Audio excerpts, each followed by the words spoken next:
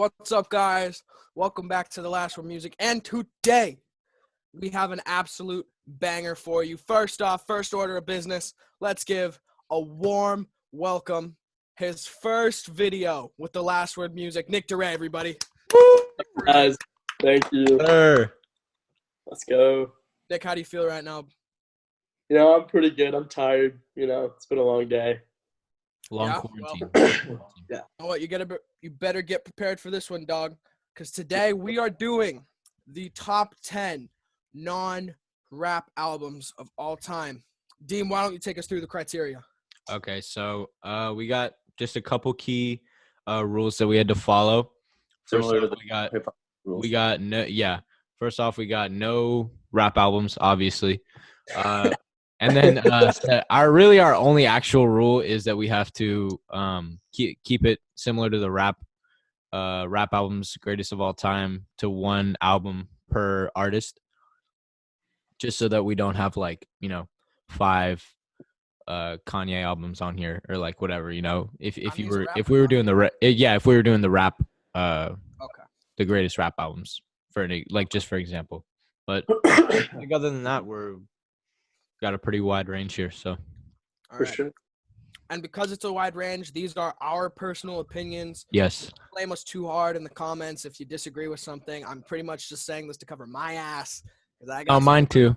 I It's got some stuff on purely here that- my favorites. Yeah. Okay, well, I totally did not do that. I mean, like I Okay. said in the last one, man, music is so subjective that I think it's great when we can all get together and have this discussion and just True. just feel like we can voice our opinions without any repercussions. Yes. I think the cool part of it too, Chuck, is just like us discovering new music from each other, Absolutely. And, like, Real. suggesting stuff that like we've never heard before, and we can just find new genres and new artists that we can, fall in love with their music. Okay. That being said, number 10. Who would like to go first?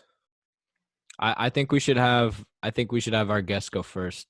I'm okay for this that's first. No, Nick wants to hold off. Okay. I'll go second. Second. Hold up. Okay, I can go first. Okay. So we'll go Deem, then Nick, then me, and we'll let Scott go last once again. Okay. All right. Hey, resident save father the of- best for last. Save the best the for resident- last. The resident father of the last word. He has a refined taste. The father. Keep the greatest rap albums video to see what I mean with refined taste. But so for my number 10, I have an album by a artist named Steve Lacy. The album is called Apollo, and then I can't remember the exact Roman numerals after. It's like XII or something like that, but I just refer to it as Apollo. I like it because it has a very, I'm sure it's always the meme where it's like, do you listen to underground music like Steve Lacy? But it has a more indie feel. It has some really cool production on it with some interesting just synths and arpeggiators, some cool reverb, some cool delay that he uses really good in all of his songs. It's just a nice bright album. It keeps the energy up the whole album. It can have some chill spots too. There's nothing too. It has some deep themes as well with songs like it's the number 2 song in the album. I can't remember off the top of my head, but it talks about just dealing with sexuality and stuff, and I think that's it's some pretty tough themes to explore in an album, especially since it's his first one. But I think it's a really solid album overall. Cool. Nicholas. Sweet. So I'm going next. This is interesting. Sir. So Welcome, baby. I just kind of edited it around. I kind of explored with my list. I kind of just, I have a lot of my favorite albums are all from very similar artists, and I actually No hate. Yeah, I picked a pretty interesting one. I picked one by a band called Smashing Pumpkins. It's a pretty popular band, but not too well known. I'd say they're I would say, yeah, I've heard of Smashing Pumpkins. Yeah, they're good. They're good. And it's Melancholy and the Infinite Sadness, and it's a pretty interesting album. It has a lot of songs that I like. I actually recently found out about this album, and I just freaking have been binge listening to this album because I just find I find it unique, how it sounds. I have a pretty interesting taste in music, and when it comes to that, I just I focus a lot more on the instrumental part of things. So I just really, yeah. That is pretty unique. Okay, Yeah. Chuck. That's me now? Okay. My number 10. There's going to be a lot of themes on my list, or not too many themes, but just like for the first few, there's going to be themes of summer and like feel good music for me. Like You're just songs, big brain. You're big brain with your songs that list. I can pull down the windows of my car to and just vibe and just like, I'm just on the freeway doing like 55, sun's in my eyes. I got my boys in the back seat. You keep it 55 on the freeway? Dog, It's I'm kind a of slow, dog. safe driver, bro. I don't think would- anyone starts it with that. I always hear like I'm doing like 95 on the like cruising, but Chuck, Doing a cool, Chuck is cool a 25 We minutes. abiding gotta citizen. take our time. We all gotta get there safe, my guy. Be safe. Okay. Okay, so we got number 10. I got Crash My Party by Luke Bryan. My opinion, Luke Bryan's best work. It's like, I forget when it dropped, probably like 2011, I want to say. But, he got like upbeat guitars, upbeat drums. It's just like all of it's just like a real uplifting feeling. He's got songs that don't really tackle too many issues or don't really like explore anything that deep. It's more just like fun, catchy music. But the thing about it is, honestly, like I can just picture myself listening to it on the way to like one of my baseball games. You know what I'm saying? It's like that kind of country I music. feel. And Yeah. if I were to pick an album that I've listened to more than like any other album, more than any other country album, I should say, it's probably Crash My Party by Luke Bryan. And that's why I'm only putting it at 10, because like there are albums that like more than deserve to be up like higher than this. But it's my personal opinion. It's my list. So shut up. I wanted it on the list, so I just put it at number 10. I thought you were about to say that it was your most listened album of all time, and I was absolutely gonna not. flame you for your Absolutely Eminem standing. That's probably Kamikaze, bro. Are you serious? False revival. Okay, No, it's Revival. Yeah, definitely I revival. know you're lying. Definitely Revival. Okay, Scotty, let's hear it. Okay, so my number 10 album is Are You Experienced by the legendary Jimi Hendrix. Oh, okay. Debut studio album. Yeah. Yeah, so unfortunately, he only got to make like 3 albums or so before his untimely death. But, this album, when it came out in 67, was just incredible. He's probably one of, if not the greatest guitar player ever. And it's just so psychedelic. It takes you back to the 60s. Every song sounds like a crazy drug trip. And, there's just legendary tracks on there like Purple Haze, Foxy Lady, The Wind Cries Mary, Manic Depression. All these songs live on. And it's just a testament to what a fantastic guitar player he was, and there were, they say that like it was strung together over like a 5-month period, just like randomly. And like the band would like, play the songs in like one night, they wouldn't rehearse them or anything, but it just came out as kind of like this masterpiece of like psychedelia. My boy was geeked in the booth when he was making those songs for real. All right, Big Deem, you're number 9, my Okay. friend. Oh yeah, I forgot I was first on the list. Number 9, I got an oldie. A lot of nostalgia behind this album. Probably my personal favorite, even though I know a lot of people will disagree on whether or not it's their best work. I'm going with Rubber Soul by the Beatles. Oh, really? I think this is my favorite Beatles album, just because it's tinged with a lot of nostalgia for me. Because I used to listen to a couple CD mixes in my like dad's old Toyota, and it always had 3 of my probably 3 favorite songs on the album, which would be like Michelle, In My Life, and Norwegian Wood. And ever since then, this album's kind of stuck with me. It's just like a nice warm feeling when you listen to the album. It's laid back. It has a lot of good production. For the time, there wasn't. It was on the new wave. It was coming off like the 50s style, and it had a lot of cool elements to it. And I think it still holds up today. It's a great record. Nice. Okay. So, oh yeah, Go for it. okay. Yeah, you're up. So for my next album at number 9, I actually went with Scotty's Hotel. Oh, no, sorry, my bad. Are You What? Experienced Jimi Hendrix. You know, I just find it's a very interesting, like, musically, it's a different sound than I'm used to, and he's arguably, obviously, the best guitarist of all time, and it's different. You know, it's such a powerful album, and honestly, I don't really have anything else to say about it, but you know, it's a great album. Okay, so that comes to me. And my second controversial pick on the That's list. gonna whip out like after hours right now. No. This is an album I'm sure you guys know, but don't know the name to. Oh boy. By Calvin Harris. Oh my God. No Called way. Funk Wave Bounces Volume No 1. way. Calvin Harris? Yeah. Yo, Chuck, I never would have expected this, bro. Bro, and Not Man, I even didn't listen to hating. Calvin I'm Harris, just like Chuck. so shocked. bro, Yeah, me too. Keeping with my summer theme, bro. This song just like reminds me of summer. Like you go into the first track, you listen to Slide, bro, and immediately it just comes off with like these really overproduced piano sounds, and you got this dude with really like apparent auto tune singing up in the high register, and all of a sudden like the drum hits, bro, and you just like want to like kind of like boogie a little bit, you know what I'm saying? And honestly, dude, the rest of the album just goes up from there because the way Calvin Harris just kind of like puts in these like funky, nice little beats that just like honestly reminds me of Sunshine, bro. It's a very well produced album. It's very well put together. The features do a great job. They collaborate with each other very, very well. I just think it's very well done. It's an album that doesn't really take itself too seriously too, which I really enjoyed.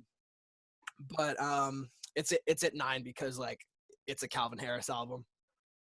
And Okay, as I said, I feel you. it doesn't take itself too seriously because it's not got a lot to say. You know what I'm saying? Whenever I think of like Calvin Harris or like EDM or new funk wave pop, I always think of the one SpongeBob episode where he's having like the big party in his house with all the jellyfish, and he's like, that's what I always do when I think of Calvin Harris. But that's not even a bad thing. That's a vibe. No, dude, it's just like if y'all ride with me this summer, bro, in my car, we're gonna be listening to a lot of Calvin Harris. That's all I gotta say. All right. Scotty. All right. Okay, so to me, for number 9, right? Yeah, for number 9. Okay, so y'all probably haven't heard of this album at all, but it's called Otis Blue by Otis Redding. He's a I do soul know singer. Otis Redding. I do know. I know Yeah. Otis Redding. So it's from 1965, and this album is truly phenomenal. A lot of the songs on here, even though you guys probably don't know the album, like Respect, which was later covered by Aretha Franklin, which is a huge song, right? My Girl is on here. He covered Change Is Gonna Come and Wonderful World by Sam Cooke, and Satisfaction, which the Rolling Stones covered. Oh, That was yeah. too. Yeah, so he was a soul singer, and this album is just phenomenal. Just a tribute to his great voice and the emotional depth that he can portray. Just like such a wide variety of everything from like pride to anger to joy to like weeping on all these songs. It's a really moving album, and it was kind of like his first huge hit, and it took him to he was like an overnight sensation really, and became kind of like the biggest soul singer and replaced kind of like Sam Cooke's shoes after his unfortunate death. So Is Sitting on the Dock of the Bay on that album? no, yeah, but that is probably his most well-known song. Okay, I was just curious. Mm-hmm. That's a good pick. That's a good pick. Oh yeah. Is he playing Brawlhalla again? He potentially may be crazy. Man off the Xbox. Going crazy. He hasn't left the couch in like 4 weeks. My mom came down today, bro. She's like, "All right, Pete, I'm giving you 2 options. All right, the first is you get 2 hours a day of Xbox." He's like, "What? No, that's crazy." He's like, "That is such little time. It's unacceptable." It's like, "No way." It's like, "All right, your alternative, Peter." My mom is looking like Flight Reacts. He's like, "Goody." He's like, "Goody." Inspirational, man. That's a story for another day. Point is, my mom comes down. She's like, "Alternative, Pete. For every hour you spend on the Xbox, you read for an equal amount of time." Oh Peter's like, "Nope." Homie has never opened a book before in his life. Okay. Well, for my number 8, I have an album that I think is pretty much flawless. I don't think it has a single bad spot on the entire album. It's my favorite album of theirs. In Rainbows by Radiohead is my favorite Radiohead album. I think, a lot of people would be like, oh, okay, Computer is their best. But I think In Rainbows is it's probably their most like listenable on the first time. Maybe Pablo Honey, I don't know.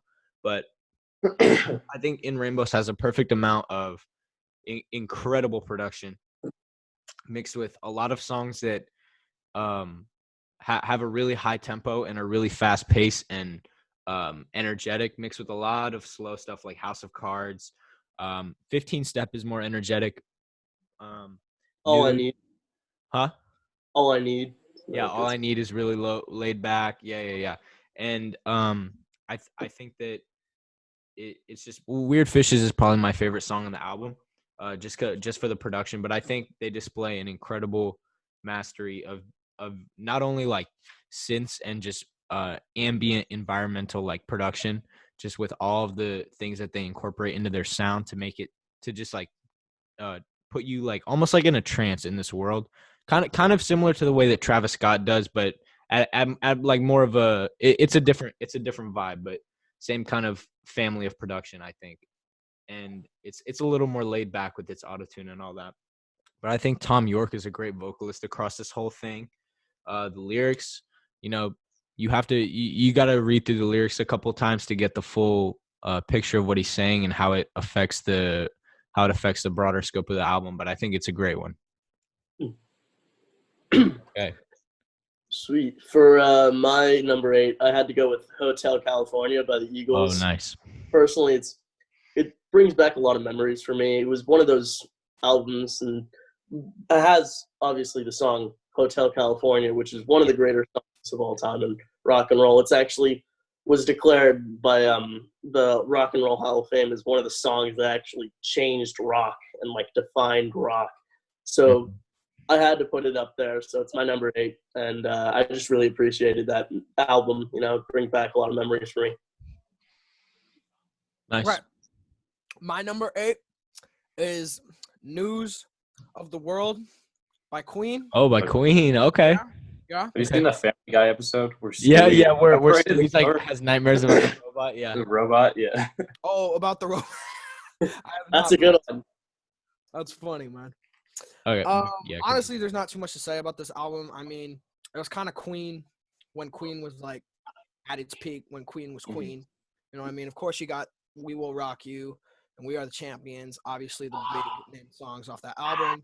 But you got songs like Who Needs You and My Melancholy Blues. My Melancholy Blues is is like goated. Yeah. It's goated, man. It's honestly, it does a perfect job, in my opinion, of like the lows and the highs, which we all look for in like rock albums. But it's one of Queen's best. It's one of Freddie Mercury's best. I think it's the best Queen album. No real reason for putting it at number 8. I just kind of liked the rest. They're of just the album. They're just more. Yeah, it was just more listenable to me, even though like I love Queen and I love this album. Yeah, I feel you. Gotti. Okay, so my number 8 pick, I don't know if you guys have heard of this one either. Called Unknown Pleasures by Joy Division from 1979. So it's kind of like throwing it back, way back. Yeah, it's kind of like a post-punk album. And like I said, it's by Joy Division, a band that was very short-lived, but super phenomenal. The music is greatly appreciated. You guys hear Peter? Peter just ripped his vocal cords out. Anyways, though, on a more serious note, Unknown Pleasures, I discovered the album about a year ago, and it kind of just it was very enthralling because it's just so desolate and bleak. And I don't know, it's one of the first examples of this really bleak landscape that's just being created sonically. Ian Curtis, the lead singer of the band, actually hung himself at the age of 23, 2 years after this album came out. And so, it's not fake sad, a lot we hear with the rappers today, where it's oh, I'm so torn mentally. This is a guy who's legitimately struggling with his mental health. And I don't know, it's just fascinating to see this guy losing interest in life around him on recording it on an album. It's a really unique experience. Yeah. I've never heard of it. I gotta check it out then. Joy Division is the name of the band? Yep. Of the band. Okay. And the album, what's the album's name again? Just so I don't forget it. Pleasures. Unknown Pleasures. Okay. Wow. Okay. Well, for my number 7, I have a classic, even more nostalgia tinged. The Stranger by Billy Joel. Oh yeah. My number 7. Growing up, my dad's favorite artist is probably Billy Joel. Maybe tied with a couple others, but I would say Billy Joel is probably his favorite. And I was exposed to just a lot of Billy Joel when I was young. And I think just all of the songs that I gravitated to out of his catalog were mainly found on The Stranger. Of course, you have Scenes from an Italian Restaurant. You have Vienna. You have a bunch of songs. It's just a great album. It has a lot of it's just very it's really varied in the stories it tells. I'm moving out, and it's just, I don't know. It's just a lot of nostalgia, a lot of good times for me. It's a great album. Okay, Nick, That's you're you, up. Nick. Sweet. All right. So for me, I gotta go for number 7, Led Zeppelin. Led Zeppelin. Ivy. It just has a lot of songs. Led Zeppelin, what? Ivy. So. Oh, okay. Yeah. Okay. And then so it's just got a lot of classic songs for me. Like freaking sorry, I can't even remember. Stairway to Heaven's on there. That's all-time great song for me. What song is that? What? No, I'm playing. Not bad. And she I just really like the feel. Personally, it's my favorite Led Zeppelin albums. I'm not really that big of a fan, actually, of Led Zeppelin. I've heard a lot of bad stories about Led Zeppelin and how they do kind of take some. They've been known to What bad stories? What? I'm curious. What bad stories? I've never heard anything bad about Led Zeppelin. You can look it up. Led Zeppelin has actually been known to plagiarize certain songs and stuff, and they steal songs from other bands, which is not good. Which is why I personally like Led Zeppelin all that much. But they do still have some fantastic albums, and they have to be up there for me. Drake. He copied my whole fucking flow, man. Oh man. Word for word, bar for bar. Okay. Yeah, Charlie, you're up. That's what made me. That's what that reminded me of. I just had to say that. Okay, so number 7, I got The Joshua Tree by U2. Obviously you got the big hitters like I Still Haven't Found What I'm Looking For. You got With or Without You, Where the Streets Have No Name. Bro, that rainy day, bro. That's all I think about, bro. Just sitting in, clouds covering. Yes, sir. Nightfall hits, rain starts to pour. That's what's going through my mind. And kind of all of U2's projects are just really a vibe, man. Yeah. They know how to make really kind of chillaxed music. They don't really try and get up in your face too often, because there are some faster paced songs that they have, of course, like Beautiful Day, but even that's still but even that's not too much. It still kind of caters to the vibe that you kind of get from all of their tracks. And I think the Joshua Tree just represented that kind of vibe the best, in my opinion. And that's all I really have to say about it, man. I feel you. Okay, Scotty. So that's all I really have to say about it, man. Chuck, do you have anything else to say Scotty, about it? it's your turn to talk, my guy. Chuck, Okay, my bad. I just got to ask one more time. Are you finished talking about Joshua Tree?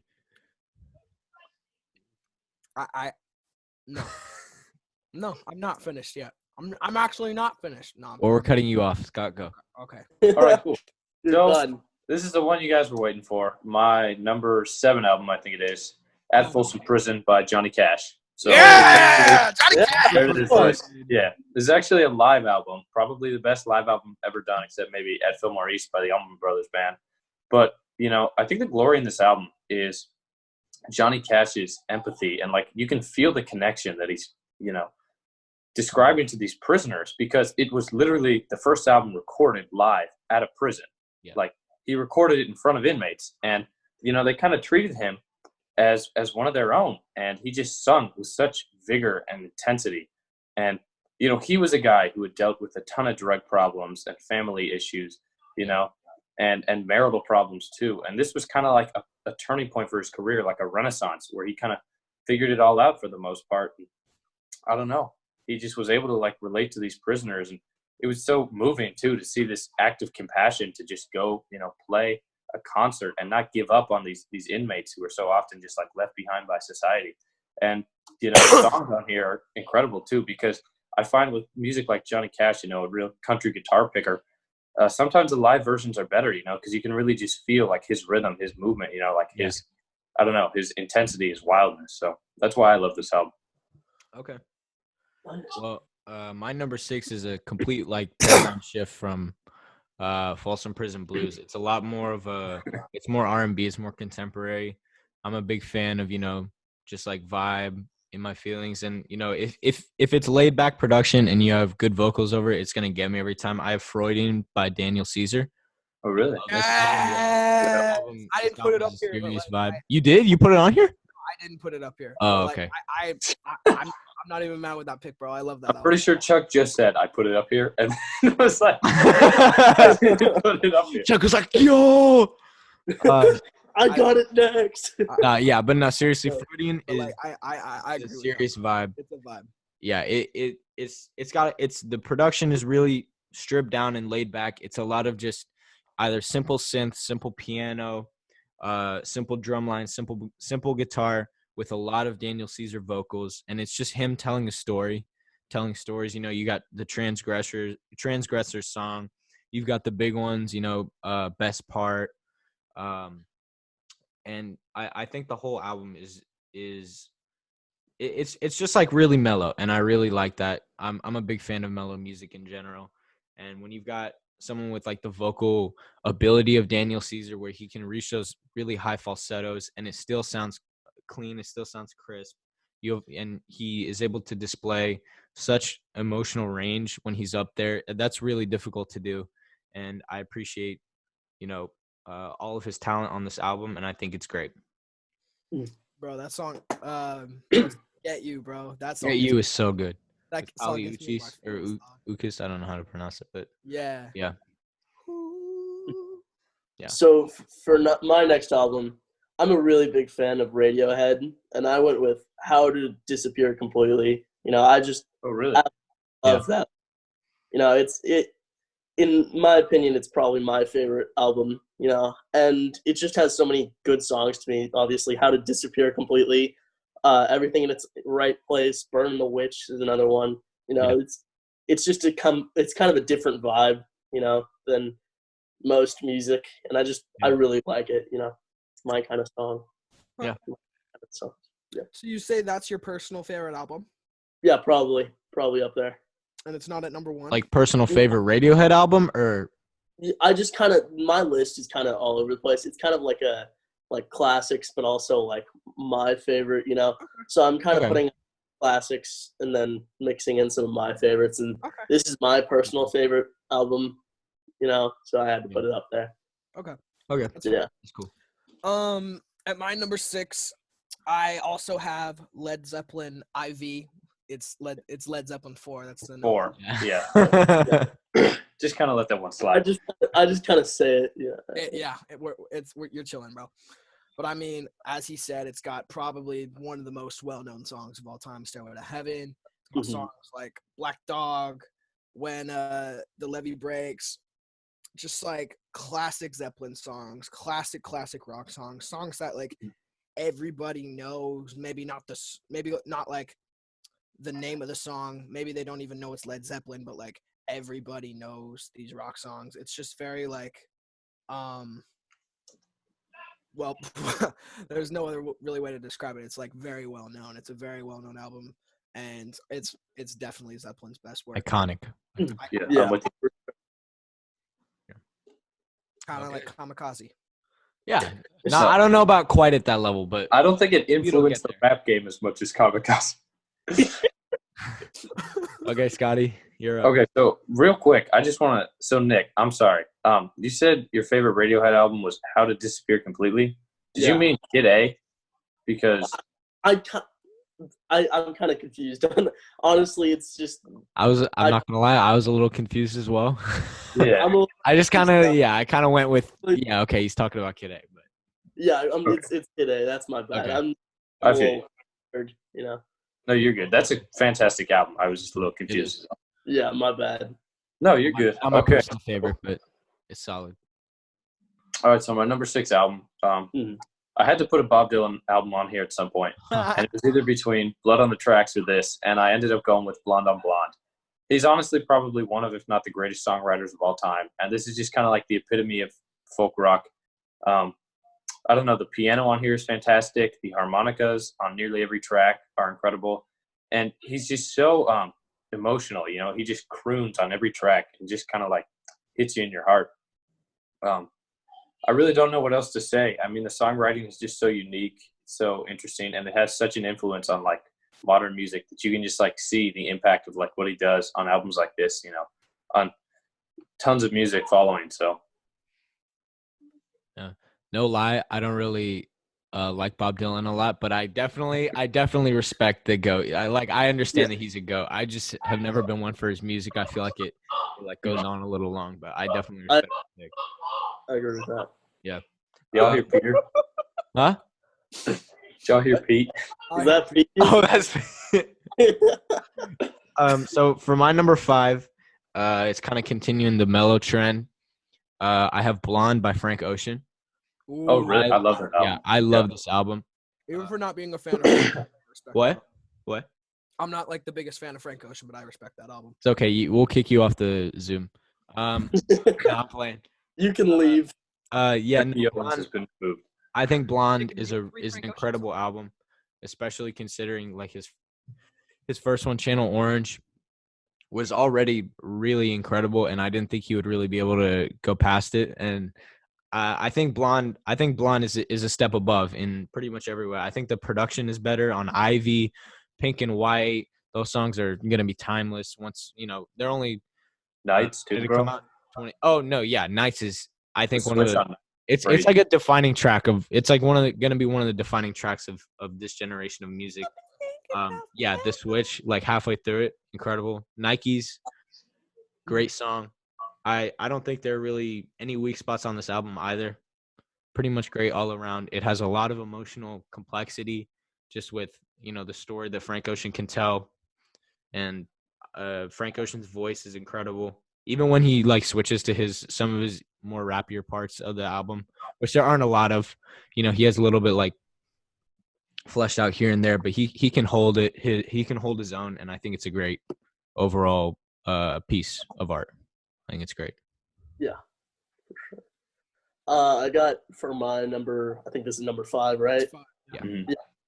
I gotta go with A Night at the Opera by Queen. It's Nice. got probably, I would say, the most recognizable song probably ever in Bohemian Rhapsody. I'm a big tweaking out.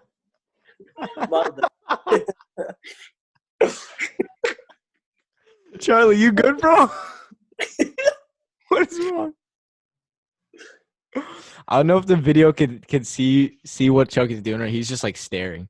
Oh, it's because, bro, my internet just crashed. That's why. Oh, okay. I thought you were like freaking No, out about the Bohemian no, I Rhapsody promise. My internet just crashed. I'm sorry. thing. Yeah, Okay, but- sorry, Nick. Continue. Yeah. I'll just leave it at that. Bohemian Rhapsody is the greatest, and I love that song. So I got to put it up there. Okay. Team and I were actually Yeah. Okay, Chuck. right. My number 5 is a classic. Goodbye, Yellow Brick Road by Elton John. I was debating putting this up here. Sir Yeah. Elton John. It's a good one. It's his best work, in my opinion.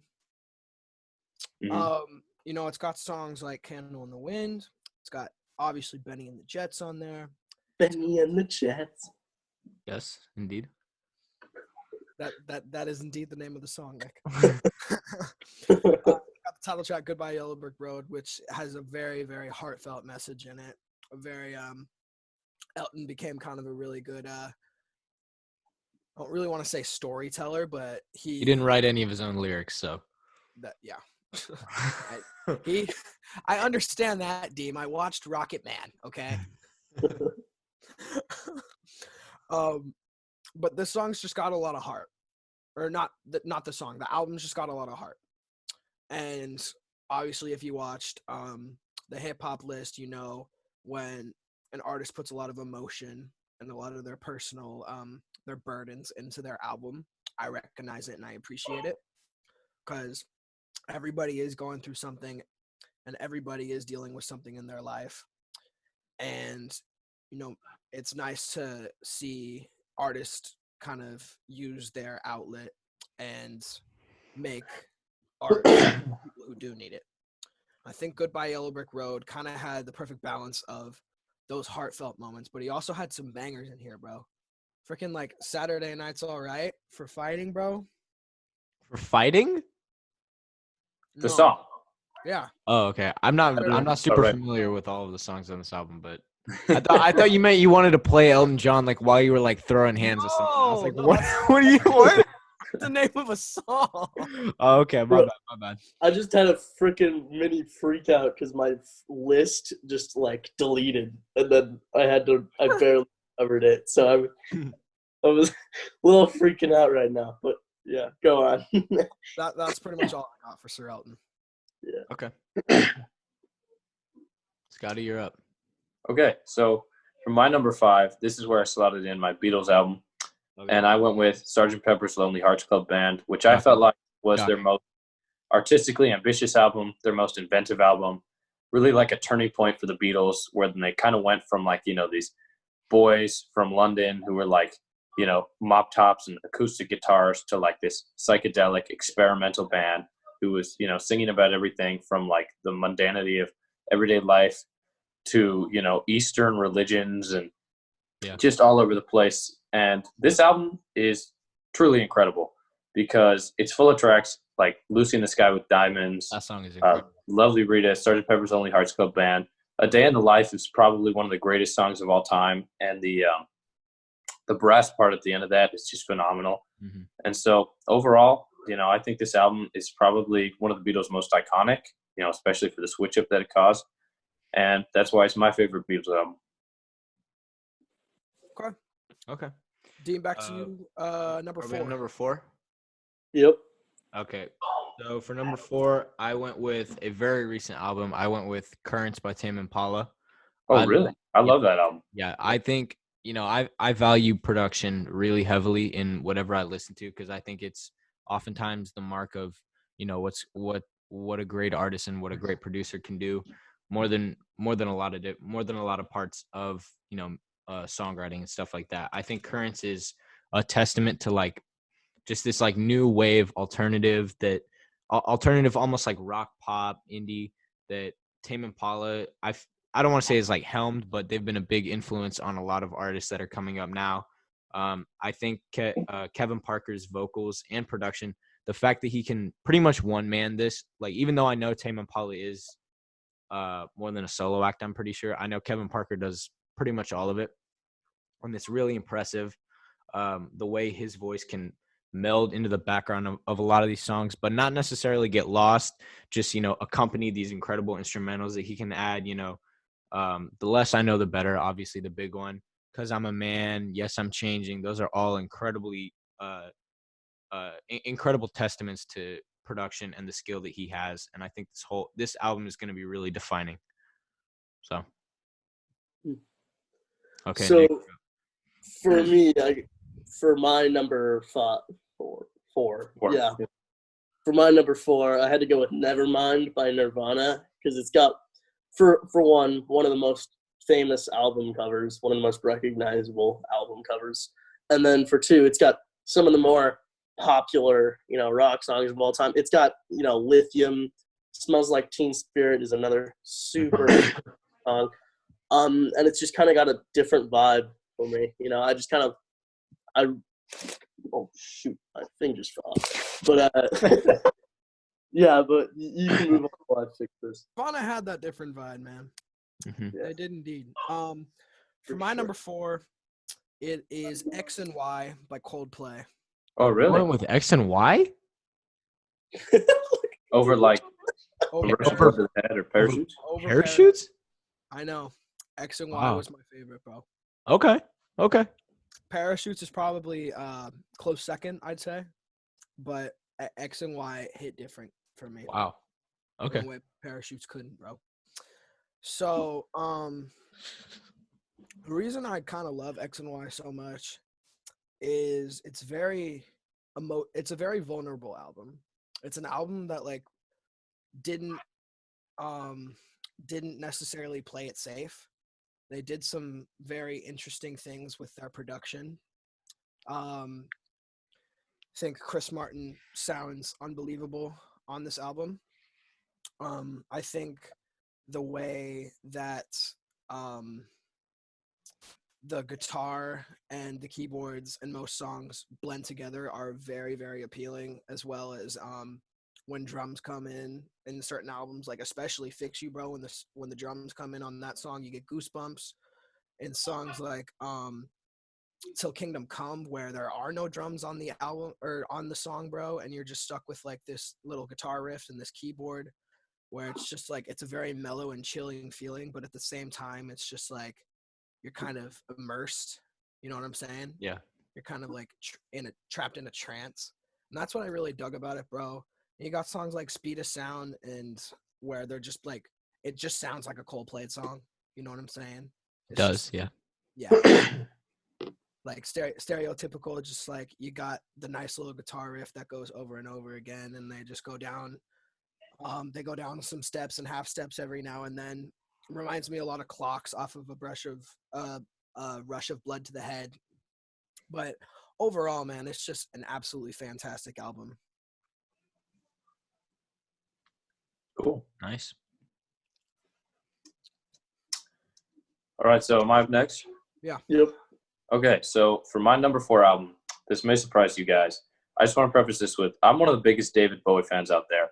I have 15 of his albums downloaded onto my Spotify. Jesus So Christ. I love David Bowie, but the album I'm going to say is not The Rise and Fall of Ziggy Stardust and the Spiders from Mars. I actually went with Low from 1977, which might surprise you guys a little bit. It's the first album of his Berlin trilogy, which he recorded after moving out of the United States and kind of isolating himself, he actually recorded most of it in Paris, but, also in Germany. And he just took a step back from it all. A quote from Bowie, he said, "I blew my nose one day and half my brains came out." He was extremely addicted to cocaine and was just drugged up all the time. And he was in a period of like intense personal instability, and he took a step back. He went to Paris and recorded this with the guy Brian Eno, who you guys might not have heard of, but he's a pretty phenomenal producer. And Carlos Alomar mans the guitars. He's great. And when I first heard this album, it was honestly probably the first time when I really started to think of music as art, because it's just such a immersive experience listening to his fusion of, it's such a different turn from like Ziggy and some of his earlier albums. His fusion on this album of like electronic music and rock and like, avant-garde pop. It's fascinating. The songs are just very low-key and ambient. And when I first heard Always Crashing in the Same Car, it just like overwhelmed me, to be honest with you. On nearly half the songs, Bowie barely even sings. And it's just, I don't know. It's truly incredible for me. So I would recommend the album highly. And yeah, that's number 4 for me, Low by David Bowie. Okay. For my number 3, I went with Parachutes over X and Y and Rush of Blood to the Head. I think Parachutes isn't necessarily thematically deep or, anything like that, but I think it's just so solid with its songwriting. Every song off there, for me at least, is extremely catchy. I think that was, their first album. I don't want to, like insult Coldplay or anything, but I think that was their peak, Parachutes. Obviously their other albums are solid too, but I think Parachutes is just such a testament to what just a guitar, a piano, and drums and vocals can do with nothing else on there really. Maybe a little bit of production on some songs, but I think, just go down the track list. Every single song is insanely catchy and it's easily memorable. You got Spies, Don't Panic, Shiver. All these songs are incredibly timeless. They're not going to go out of style because they're just the basics of music, and they're always going to be catchy. They're always going to be memorable. I love this album. I will listen to it till the day I die. I love this album. I mean, I agree with everything you said, bro. Mm-hmm. Yeah. For my number 3, I went with Appetite for Destruction. Oh, wow. Okay. Yeah. It's got some of the classics like Welcome to the Jungle, Sweet Child of Mine, Paradise City. Those are 3 really good songs that it kind of brings back the memories. I remember when I was, in the car after sports, like any type of sports practice, and I just listened to this song, my brothers and maybe my dad, and on the way home. And, it's just a classic album for me, so I got to put it up there. Yeah. All right, number 3. Let's go, Chuck. Dean, I'm pretty sure you know what this one is, Doug. Oh, no way. You put it number 3 all time? I put it number 3 all time. Wow. Okay. I loved it that much, bro. Let's hear it. Scott's going to have a brain aneurysm. I'm excited. I'm excited to hear it. It's After Hours by The Weeknd. Really? The recent release? Okay. The recent release. Yeah. I mean, I thought it was a good album. Yeah. So, to start off, there are no bad songs on this album. I cannot name one bad song on this album. My least favorite is Snow Child, but Snow Child actually got a lot of good reviews and people seem to like it. It's just not really my. It's a lot more like trap hip hop. Exactly. Than the other ones, but yeah. So I think it's easy to say then that we can just disqualify this from the list. I hate this album. No. But you just got every single weekend flow and every single weekend style imaginable on this album. You got the classics like Blinding Lights and Heartless and the title track After Hours. We also got the more laid back songs like the first half of Alone Again, and you got Scared to Live Again. That song is so good. Yeah, bro. It's just I absolutely love this album. First listen, absolutely fell in love with it. Second listen, feelings didn't change. Third listen, feelings didn't change. Yet 60th listen. I was gonna put up an album review for it, but I didn't, just because I didn't want to. He was too busy. He was too busy putting it on replay, boys. Yeah, I was honestly though, because before I reviewed it, I wanted to listen to it again and make sure I got a really good gauge on it, and I was just like, dude, this album's so beautiful. I'm gonna go take a nap because the Weeknd's voice is just so soothing, bro. He's got one of the best voices in the game today. I won't disagree. Yeah. And I gotta put I honestly wanted to put some of the classics above it, bro, but I just couldn't. It hurt me. It was that good in my eyes. Mm-hmm. Which is also another song, In Your Eyes. By The Weeknd on the album. Okay, I thought you were gonna say by Peter Gabriel. I was like, that was quite random. Okay, Scotty, let's hear it. Yep, that's all I got. Okay, so you guys kind of already talked about this album a little bit, but it holds a more special place in my heart for me. It's Led Zeppelin 4. I put it at number 3 all time. Led Zeppelin is probably kind of like the founder of heavy metal almost, but this album just kind of takes a step back from that. It's my favorite of their collection because it's their most concise, like you guys have talked about. This is an album with no bad songs. The worst song on here is probably Four Sticks, and even then, it's great. I mean, Black Dog is an incredible opener. Rock and Roll, phenomenal. Battle of Evermore, super touching, low-key. Stairway to Heaven, do I need to say anything? Iconic. Misty Mountain Top is great. Going to California is a phenomenal ballad, and When the Levee Breaks, the 7-minute track to end it. I mean, the guitar riff in the middle of that thing just shook me when I first heard it. To be honest with you, Led Zeppelin, I mean, Robert Plant on this album, his voice is timeless. It's unique. John Bonham is probably the greatest drummer of all time. Jimmy Page on his, I almost said Jimmy Carter, the president. Jimmy Page on his, classic 12-string double neck guitar is just shredding on this thing. Yeah. Jimmy Carter's out here shredding. Perfect. What'd you say, Nick? Jimmy Carter's out here shredding. Yeah. I feel another great thing of it, too, is none of the songs on the album, step on each other's toes too much. It doesn't feel repetitive at any point because it's so short and so varied.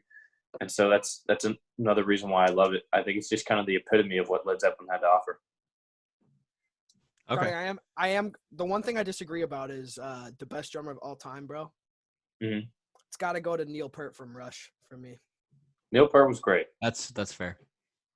I would also go with the Led Zeppelin drummer. I'm blanking on his name right now. John Bonham. Yeah. John Bonham, yeah. That hurts. For number 2, Charlie is going to strangle me to death. But Kamikaze by Eminem. Igor. no, I It's went with Igor. Igor by Tyler, Ah! the Creator. Second best album. I love that album. Mine. All time. Wow. Just for me, I'm not saying it's the undisputable greatest album or anything like that, but it holds a special place in my heart. I'm scared to talk again. Lots of people love it, man. I just don't get it. I think coming off of what Tyler was at the beginning of his career to what he has established himself into at this point in his career, which is a lot more artistic, a lot more mature, a lot more respectable, and the level of production that he brings on this thing, it's not traditional like trap production where it's like, oh, it has a fat 808, so like this thing is produced good. It's like he comes in with extremely pitched and modulated vocals that I think make his voice work where he usually wouldn't have an incredible singing voice. I think it lends a lot of personality to the whole album, just the way that his voice goes. A Boy Is a Gun, New Magic Wand is an incredible song. Are We Still Friends is really touching at the end. It's really grand with the organ or the synths in the back. Earthquake, is probably going to be iconic after a few years. What's the name? It's like the first song Igor, the intro, Igor's theme. Igor's theme, yeah, is incredible too. The whole album, I don't think it has any bad spots. Puppet is incredible, Running Out of Time. I remember when this album dropped, I waited up till midnight for it, and I listened through it like 9 times, just because like first listen, I hated this album. Really? Me too. Well, I didn't hate it, but I didn't understand. I didn't really understand it. I didn't understand the production. Yeah, and then I re-listened to it, and by the end of the second listen, I was like, I'm in love with this album. And so I just re-listened to it for fun for like another 7 times, and it's been on repeat ever since. And I think this album's gonna go down as like seriously iconic. I would say it's Tyler's best work from a production standpoint. You could argue like Wolf or like Flower Boy or whatever, however you feel. Just don't argue Cherry Bomb.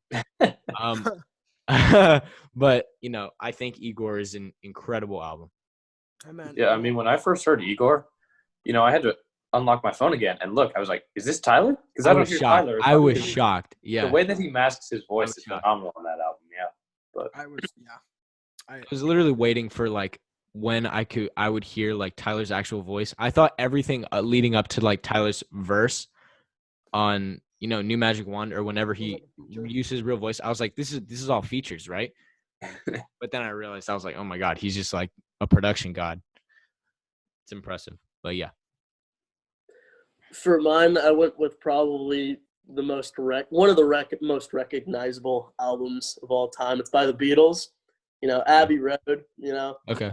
Even the cover is just iconic. Everybody knows it. It's iconic. And then just some of the songs in it are just fantastic. Something, Here Comes the Sun, Come Together. I mean, all these songs are like really good songs. And Mean Mr. Mustard, yeah. Yeah, for sure. And Mustard hard, man. It's probably one of the Beatles' best works as like an album. I got to put it up there just because it's just so recognizable. Yeah. All right, boys. I'm excited. I've never heard a top of Charlie's list that isn't Eminem, so I want to see what this is right. Well, boys, we got some Pink Floyd for you. Oh, okay. Really? This is Okay. The Wall by Pink Floyd. Oh, The Wall. I was not expecting that. I wasn't expecting that. That's a good album though, but I like it. I'd put another one up there. Yeah. The reason it's this high for me, it was either this or like, I don't know, like Wish You Were Here or like Eclipse. Dark Side. Dark Side of the Moon. It is Dark Animals. Side. I always think it's called Animals, Eclipse for some reason. I don't know why. Oh, it's because I listened to it during an eclipse. That's why. Clown me in the comments. Chucklewood, bro. Chucklewood. I deserve it, Clown Chuck, Music. have you seen the movie for The Wall too? It's wild. It's like psychedelic. It's wild. It's a trip. Yeah. I haven't seen it, bro, but like I honestly could picture what it's like based on the album. Yeah. Because the reason I love it so much is because it's just it's like a story, bro. Yeah. It's like The drama. it's they use like Pink Floyd's like regular type music, like stuff you'd expect for them, like the lows and the highs of Pink Floyd, kind of like the nice little riffs in there. But then you also, it's like, it's just a story, bro. I think the one song that kind of hits me the most is like The Trial. Yeah. Like one of the second to last song on the album, bro, where the dude's like in jail about to get like executed. Yeah. And he's just singing about like how crazy he is. And you got like the really high pitched voice in the back. It's just like crazy. You know what I'm saying? It's just like Chuck hit that. It really hits, bro, and it really hits you on like how artistically like well done the album is, and how well Pink Floyd kind of like tells this story within this album, and that's just something I had to appreciate, man. You know, Chuck, by the time the album came out, Pink Floyd was kind of rifting apart, and Roger Waters, pretty much their singer, wrote like the entire album by himself, and he was just so angry and like just upset with like the fans and the media and like, you know, the record companies and everything, and he just like filtered it all into like this torrent on this album that was just so intense. And when it first came out, like a lot of critics didn't like it because they said it was like too over the top and too, you know, dramatic. I would imagine. But you know, as the years have gone by, people just realized how much just raw emotion he channels into some of those songs, man. Yeah. So my number 2 album, also Pink Floyd. I love The Wall. I love Animals. I love Wish You Were Here. I had to go with Dark Side of the Moon. Yeah. I think it's iconic.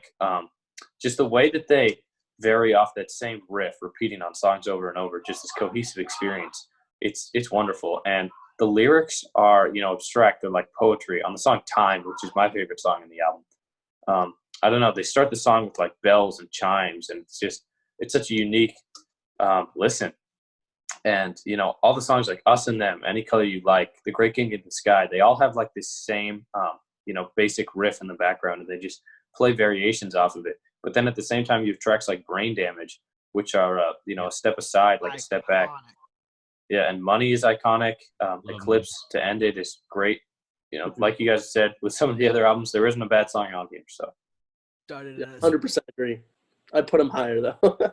So for number 1, my number 1, disclaimer, extremely biased. It's the reason I have it number 1 is because it is what inspired me to learn the guitar and to learn how to, you know, make music and all of that, just because of the way of how much it was played in my childhood and how much I appreciate his guitar ability. I went with Continuum by John Mayer. I love this album just because of, you know, for similar reasons as other albums on this list, like Apollo, in the way that it's got stripped back production. And I think John Mayer is a really talented singer, and I think he can riff with a lot of the best of them. Maybe not at Jimi Hendrix's level or anything like that, but I think he's definitely one of the top around this generation, and just influencing the vibe of a lot of R&B and soft rock and pop that's coming out today. You know, even like he has his hands in a lot of other stuff, a lot of other artists. And, you know, I think it can range from a lot of groovy songs, you know, like Vultures or like Belief, I think is a really good song, to probably one of the most emotional tracks I've ever heard, in a song called Stop This Train, where it's basically John Mayer and one guitar just talking about, you know, the fear of getting older, and how he just goes to his dad and he asks, like, you know, how do I deal with this? And he said, you know, once you get to a certain point, there's no turning back. You just got to look back on your life and appreciate with what you did. And I think it was one of the best written songs I've ever heard, for having so little actual instrumentation. And I think a lot of this album is great. You know, it's not going to stack up comparatively in terms of like overall scope and stuff like that with, you know, Dark Side of the Moon or anything like that, if I were being objective. But just off of my personal taste, I went with John Mayer. continuum, just what it means to me. Yeah, for me, for my number one, it's got to be the Dark Side of the Moon. That's actually why I'm wearing my Dark Side of the Moon T-shirt. You know, Drip. let's go. The There drip. it is, boy. Spread it. You know, it's just one of those albums where I can just download the whole album and just listen to the entire album all the way through and just not stop being bored. You know, it's just every song on that album I can listen to, and it's just how do I say this? It's just such a good album. I don't even know how to say it. You know, it's like some of my favorite songs when I was younger. It was the only album that I really listened to. I used to have like absolutely no taste in music. Now I have somewhat of a taste of music, and you know, these songs are just all from my childhood. I used to listen to these all the time, so I got to put it up number one. Okay. I would just like to say before Chuck gets on this, I look over. I'm in gallery view on this Zoom call, and I look over at Chuck. Don't and expose me, dog. He's in the Zoom meeting. He's like flexing, like Serious, man. I was dying. What the hell, I was Chuck? dying. I love you though, Chuck. That was so why funny. Man. why you gotta expose me like that? Now y'all gonna make fun of my last pick too. Okay, let's hear it. Let's hear it, Chuck. Okay. So you know, my list started off as like fun music, right? Uh-huh. And then it kind of took a more serious turn. It gave the classics like a little nod, you know. Mm-hmm. And we're gonna end it with a fun album, bro. Album, it's not like too out of this world, bro. I don't know. Let's hear it. Let's hear it. It's an album all of y'all know. I'm 100%. Chuck Wood solid, man. There's too much hype around this album. I want to hear it. It's Thriller by Michael Jackson. Okay, yeah. Whoa, Yeah, why really? would we be upset with that, dude? That's like I never best said album y'all would be ever. upset with it. I never said y'all would be upset with it, man.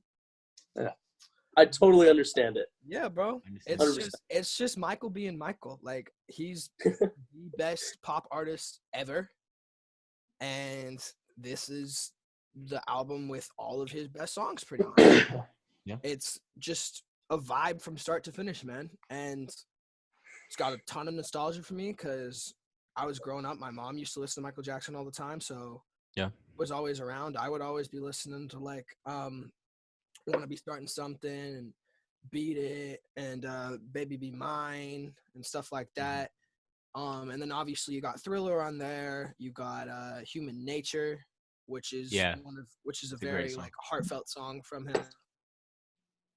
And overall, man, it kind of checks off everything off my list. It makes me want to get up and just like groove a little bit, bro. It's very nostalgic for me from start to finish. I don't really want to skip any songs, and it's a nod at one of the greatest to ever do it. Fair. Okay, Scotty, I'm excited, bro. All right, so y'all are never gonna get this one. I don't know. I don't know if you guys have even heard this album before, but it's a great one. It's by the Beach Boys. It's called Pet Sounds. Oh yeah. Wow. Yeah, so I know you guys are probably thinking, what the hell, the Beach Boys? But I don't know. This album, for me, is just truly incredible. Brian Wilson is arguably the greatest songwriter of all time. And on this album, he just kind of like channeled himself and just put it all in. When this album was first released, actually, it wasn't selling that well because, you know, the Beach Boys, like typical fan base from before, was used to just like fun pop beach hits. Songs, yeah.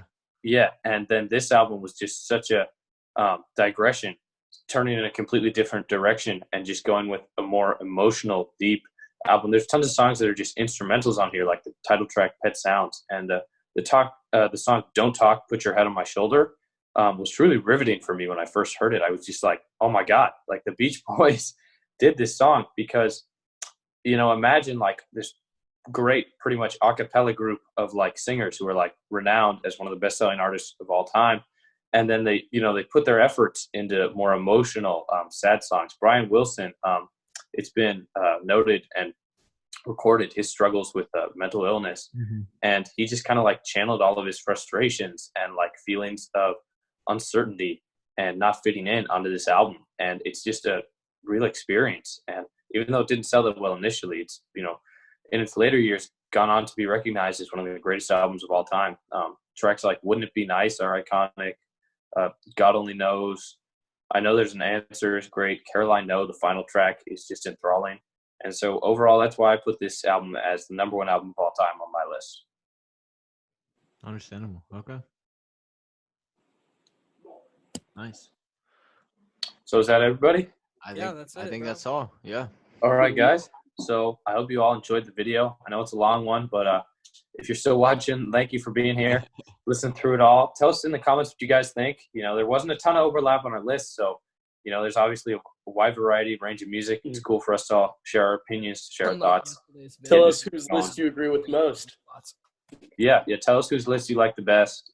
Give us your own list. Recommend albums for us to review, whatever you guys want. Yes, sir. But as always, you know, thanks for watching. Make sure to comment below. You know, I'm your host, Scott Converts, here with Nick D. Ray, new member, Dimitri, Yes, and sir. Chuck. Thanks for watching, fellas. All right. This has been The Last Word.